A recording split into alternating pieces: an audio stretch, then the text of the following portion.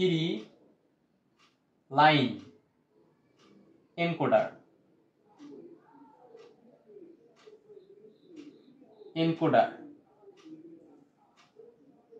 আচ্ছা, এখন এটা করার জন্য আমাকে প্রথমে আমি বলছিলাম যে টুয়াইস এন একটা শব্দ আছে। টুয়াইস এন বলতে এটার মধ্যে ইনপুট হবে টুয়াইস এন, কিন্তু আউটপুট হবে শুধু এন। তার মানে টুয়াইস এন শব্দটাকে এই জায়গার মধ্যে আমাকে এনকোডার থেকে তাহলে আউটপুটটা পাবো কি, ইনপুট দেব কি টুয়াইস এন সংখ্যক ইনপুট যাবে, কিন্তু আউটপুট হবে এন সংখ্যক। টুয়াইস এন ইনপুট এনকোডার করার পর কি আসবে, আউটপুটটা এন সংখ্যক, মানে উপরেরটা আসতেছে।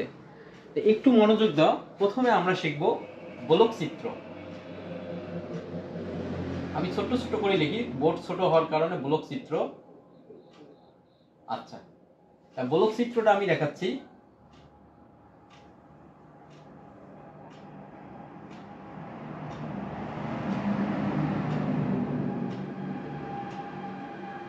একটু দেখো, এটি হবে D0, D1, D2, D3, D4, D5, D6, D7।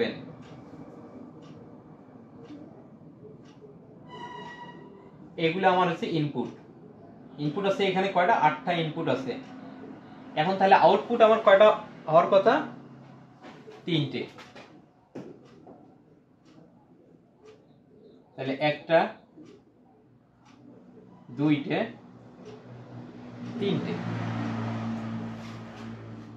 এখন একটা কথা বলি, যেহেতু এই প্রথমে 8 আছে, আমরা বুঝবো যে 8টা ইনপুট আছে, আর যেহেতু এই জায়গায় ডান দিকে 3 আছে, তাহলে বুঝবো আউটপুট কটা হবে, 3টে হবে। তো দেখো, এখন এটা হলো আমার এনকোডার, এটা হলো আমার কি, এনকোডার। এখন আমরা শিখবো সত্যক সারণী। সত্যক সারণী করতে মানে একটু বড় জায়গা লাগবে, তো একটু দেখো, আমি ছোট ছোট করে লেখার চিন্তা ভাবনা করব।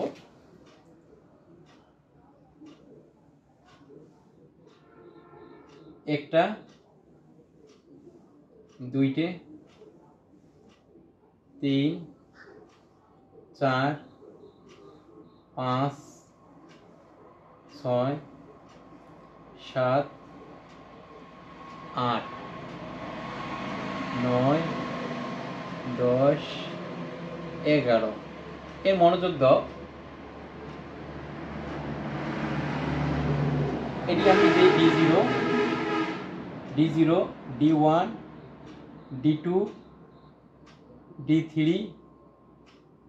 D4, এসে D5, D6, D7। আচ্ছা, তারপরে ABC, আউটপুট হবে আমার ABC। এখন যেহেতু আমি 8টা দিছি, তাহলে আমার ঘর বানাইতে হবে 8টা। 1টা 2টে 3টে 4টা 5টা 6টা 7টা 8টা। বাকিগুলো আমি একটু ক্লিন করে দেই দেখার সৌন্দর্য বাড়ানোর জন্য। এই তো, এইবার দেখো, তাহলে আমি গত ক্লাসে বলছিলাম যে আমি ডি, একটা কথা বলি, মিস্টেক হচ্ছে যে ডির জায়গার মধ্যে অনেক বইয়ের মধ্যে আই দেওয়া আছে। তা এটা কোনো বাধ্যতামূলক না যে ডির জায়গা আই দেওয়া তাও যাবে, অন্য কোনো চলকও দেওয়া যাবে, বা এ থেকে যেটা যে কোনো কিছু দেওয়া যাবে। তা ইন্ডিকেট করি, যেহেতু অনেকে I1 দেয়, তার মানে I0 দেয়, তার মানে ইনপুট আকারে এলে দিতে হয়। তা আমি ডি দিলাম, অসুবিধে নাই। I0 দিয়েও করা যাবে, I0, I1, I2 এইভাবেও করা যাবে। জাস্ট খালি আমি চেঞ্জ করে দিছি, বর্ণটা কি করে দিছি, চেঞ্জ করে দিছি। চেঞ্জ করা যাবে, ডির জায়গায় আই দিয়েও করা যাবে। তাহলে I0, I1, I2, I3 এভাবে করা যাবে, অসুবিধে নাই। আচ্ছা দেখো, আমি D0 পেস করব, আমি এটা 0 দিছি, এই D0 পেস করব, অর্থাৎ চাপ দেব। তাহলে আমি যখন অন হবে, অন হলে তো অন হয়। আচ্ছা, এখন আমি বাকি এই যে ডিজিট কয়টা আছে এগুলো আমি চাপি নাই, মানে প্রেস করি নাই, তাই 0 0 0 0 দিতে হবে আমাকে। আচ্ছা, তাহলে এখন দেখো এই যে আমি 0 মানে D0 প্রেস করছি, 0-র বাইনারি কত? 0-র বাইনারি হচ্ছে 0 0। তাহলে যেহেতু তিনটা কি আছে আউটপুট আছে, তাহলে আমাকে 0 0 0 দিতে হবে।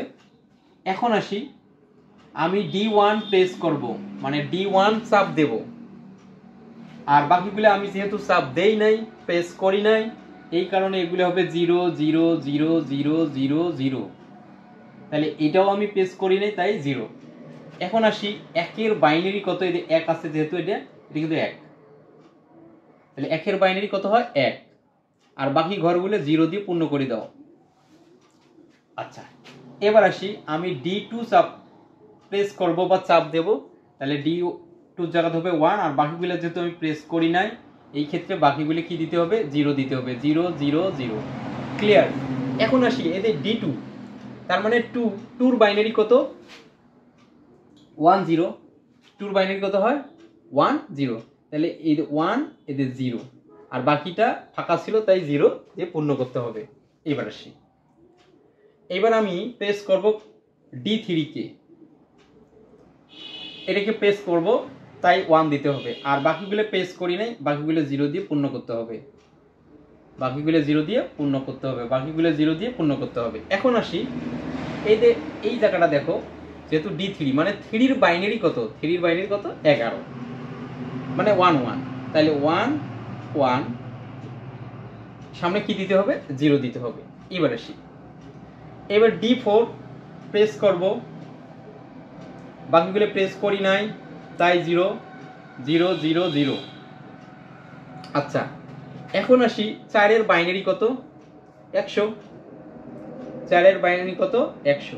আচ্ছা, কে এবার আসি, 5-কে আমি প্রেস করব, 5 বাটন মানে প্রেস করব, চাপ দেব, তাই 5-এর এটি 1, আর বাকিগুলো 0, বাকিগুলো 0 0 0 0।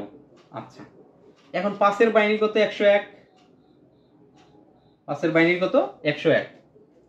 এবার আসি, 6 প্রেস করব, D6 প্রেস করব, D6 কি করব? প্রেস করব। তাহলে বাকিগুলো প্রেস করি নাই, এই কারণে বাকিগুলো কি হবে? 0 0 0 0 0। আচ্ছা, তাহলে 6-এর বাইনারি কত হয়?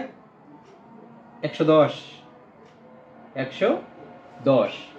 এবার আসি, D7, 7-কে আমি প্রেস করব, 7-কে প্রেস করব, তাই 1 দেবো, আর বাকিগুলো আমি চাপ দেই নাই, মানে প্রেস করি নাই, এই কারণে এগুলো হবে কি? 0 0 0 0। এখন আসি, 7-এর বাইনারি কত? 7-এর বাইনারি হচ্ছে 111। এটা হলো আমার সত্যক সারণী। এটা কি হয়ে গেল? এটা হলো সত্যক সারণী। সত্যক সারণী, সত্যক সারণী। এখন আমরা যেটা শিখব সেটা হচ্ছে, দেখো, আমরা বুলিয়ান ফাংশন এখন বাইর করব। বুলিয়ান ফাংশন, বুলিয়ান ফাংশন বা সমীকরণ, সমীকরণ। এবার দেখো,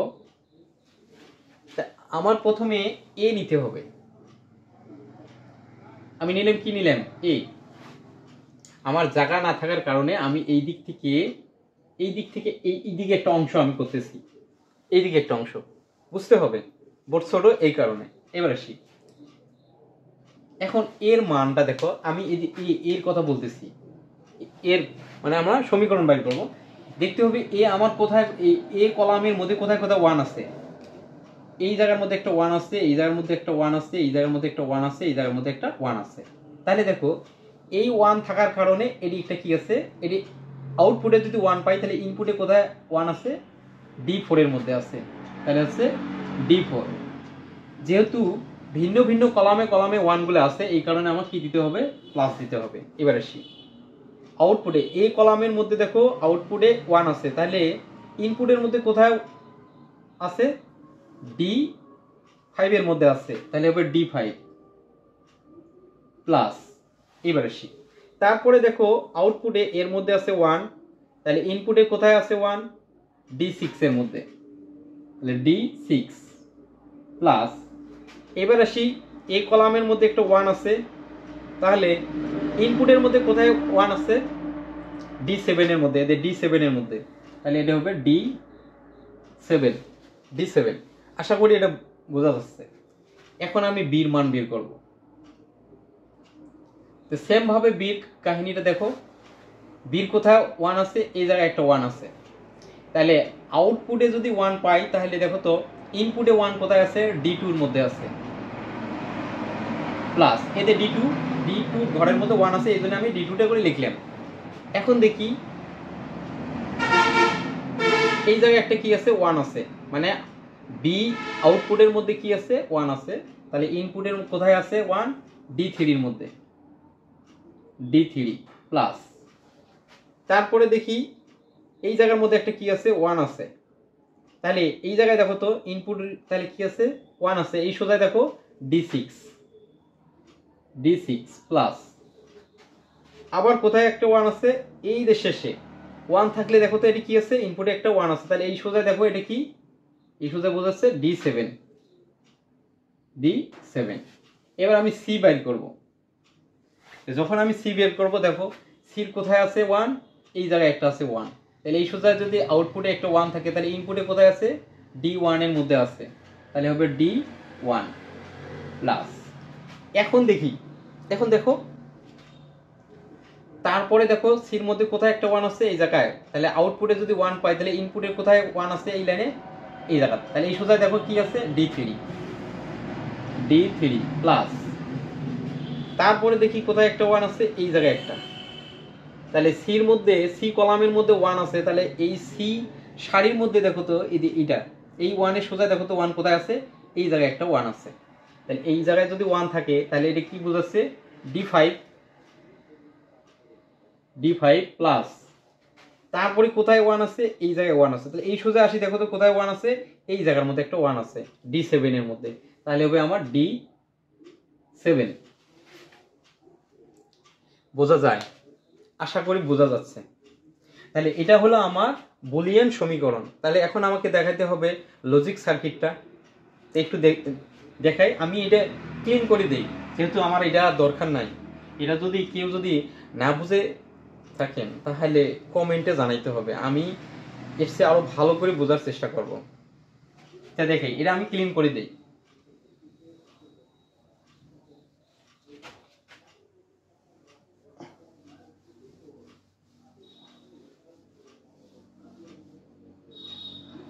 এখন আমরা এই বুলিয়ান সমীকরণ দিয়ে সমীকরণ দিয়ে আমরা এখন লজিক সার্কিট শিখব। তা দেখাই লজিক সার্কিটটা।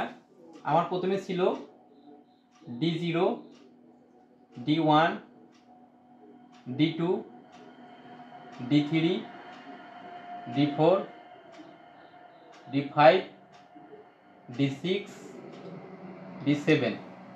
এইভাবে একটু টান দেই, এভাবে টান দিতে হবে, এভাবে টান দিতে হবে, এভাবে টান দিতে হবে, টান দিতে হবে। আচ্ছা, এখন আমাকে চিন্তা করতে হবে আমি এটার কাজ করবো আগে। দেখো তো D4 যোগ D5 যোগ D6 D7, তাহলে দেখো তো D4 কোথায় আছে? এতে D4, এতে D4, তারপর আছে D5, এতে D5, তারপর কি আছে? D6, তারপর আছে D6, তারপরে আছে D7, এতে D7। এগুলো সবগুলো যেহেতু আমার কি আছে? অর আছে,